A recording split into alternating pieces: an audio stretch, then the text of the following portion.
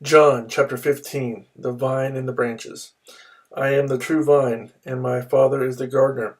He cuts off every branch in me that bears no fruit, while every branch that does bear fruit, he prunes so that it will be even more fruitful. You are already clean because of the word I have spoken to you.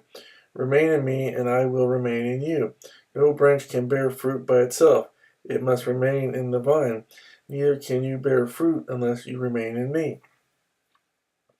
I am the vine, you are the branches. If a man remains in me and I in him, he will bear much fruit. Apart from me, you can do nothing. If anyone does not remain in me, he is like a branch that is thrown away and withers. Such branches are picked up, thrown into the fire, and burned.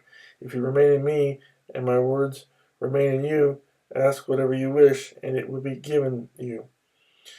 This is to my Father's glory, that you bear much fruit, showing yourselves to be my disciples. As the Father has loved me, so have I loved you. Now remain in my love. If you obey my commands, you will remain in my love, just as I have obeyed my Father's commands and remain in his love. I have told you this so that my joy may be in you and that your joy may be complete. My command is this: love each other as I have loved you. Greater love has no one than this, that he laid down his life for his friends. You are my friends, and if you do what I command, I no longer call you servants, because a servant does not know his master's business. Instead, I have called you friends, for everything that I learned from my Father I have made known to you.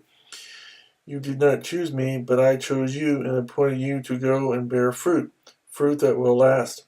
Then the Father will give you whatever you ask in my name. This is my command: love each other. The world hates the disciples. If the world hates you, keep in mind that it hated me first. If you belong to the world, it would love you as its own.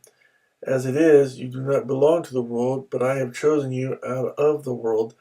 That is why the world hates you. Remember the words I spoke to you: no servant is greater than his master. If they persecuted me, they will persecute you also. If they obeyed my teaching, they will obey yours also. They will treat you this way because of my name, for they do not know the one who sent me. If I had not come and spoken to them, they would not be guilty of sin. Now, however, they have no excuse for their sin. He who hates me hates my Father as well. If I had not done among them what no one else did, they would not be guilty of sin. But now they have seen these miracles, and yet they have hated both me and my Father. But this is to fulfill what is written in their law: they hated me without reason.